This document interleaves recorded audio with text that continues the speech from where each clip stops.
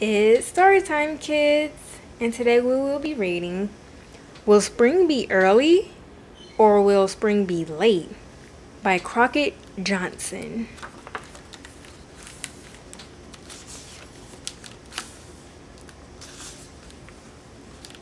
Will spring be early or will spring be late? It was the second morning of February. The woods and the fields were covered with snow. The wind blew from a cold gray sky. "This is the day," said a voice from under the ground. "This is the day I make my prediction. Will spring be early or will spring be late?"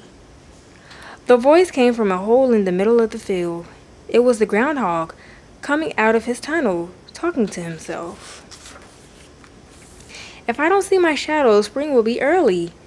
I can go right out and spread the glad tidings."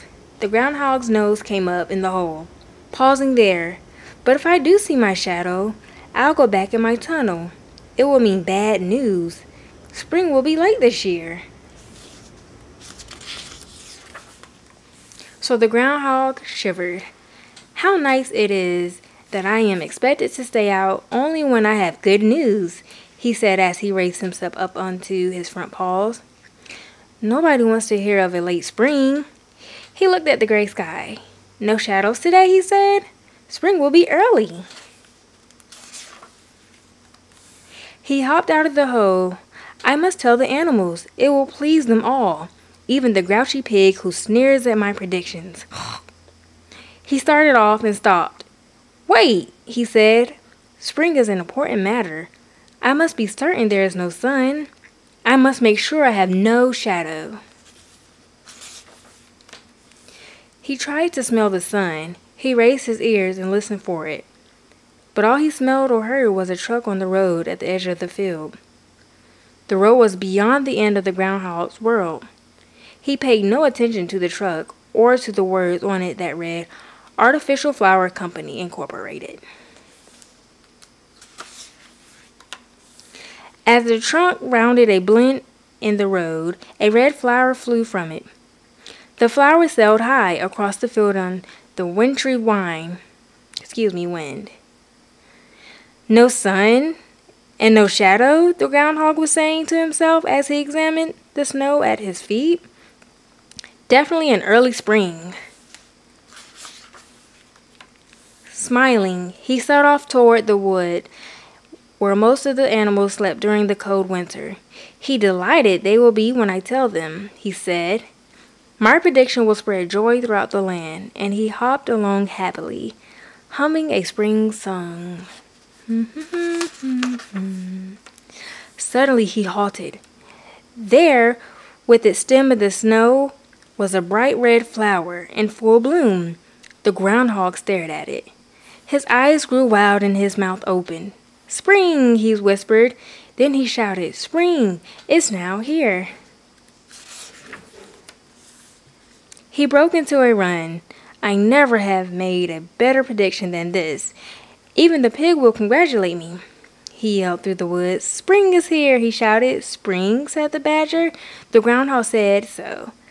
The dormice cried, dancing round in the snow. "Spring," said the skunk. "Is it really spring?" The groundhog said so, said the rabbit, hopping with joy and skidding on a patch of ice. The squirrel stuffed the last of his acorns into his mouth. With a carefree chair, he jumped from his hollow tree and landed in the snowdrift. "Spring!" yelled the chipmunk, thanks to the groundhog, the good predictor, cheered the raccoon, holding out a paw as the groundhog ran by. "Spring is here," the groundhog kept shouting in a voice that was becoming rather hoarse. "I predict spring is here now." He ran on to the bear's cave. When the bear woke up and heard what the groundhog was saying, he roared in delight. "Groundhog, you do better every year. Spring! Spring in February? Splendid! What will we do without you?" "I don't know," said the groundhog, swelling up his chest as he ran off. At last he came to the pig. The shouting and cheering had waked the pig, and now he was grumpily rooting under a tree, stumped for breakfast.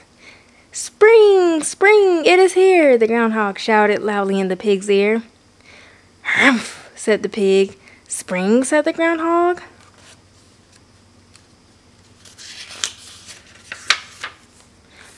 With his mouth full of frozen roots, the pig turned around and glared at the groundhog.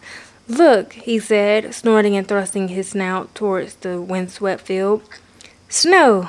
Ice! It is spring," said the groundhog, suddenly shivering. "Go away," said the pig, and he went back to his rooting. The groundhog went back to the other animals. "Spring really is here," he said. "Come, let me show you." "Of course spring is here," said the rabbit. "You said so. And you are always right," the bear said. "If you were not, we wouldn't believe in you." "Come," said the groundhog. The animals followed him to the field, where they saw the red flower in full bloom. It was more than they needed to see. They danced in a circle around it and shouted in praise of spring and of the groundhog. The pig stopped rooting for breakfast and came over to see what was going on. The happy animals watched him as he trotted up to the red flower. "You see," the groundhog said, "spring is here." "Humph," said the pig, staring at the flower. Then he rooted it up out of the snow, took it in his mouth, and chomped on it. He tossed the flower aside. "The leaves are paper, the stem is wire, the petals are plastic," he said, "and the lot of you will freeze out here."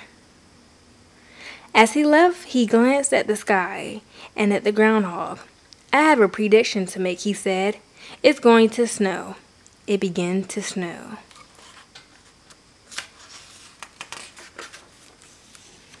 Shivering, the animals looked at the twisted flower, and they looked at one another.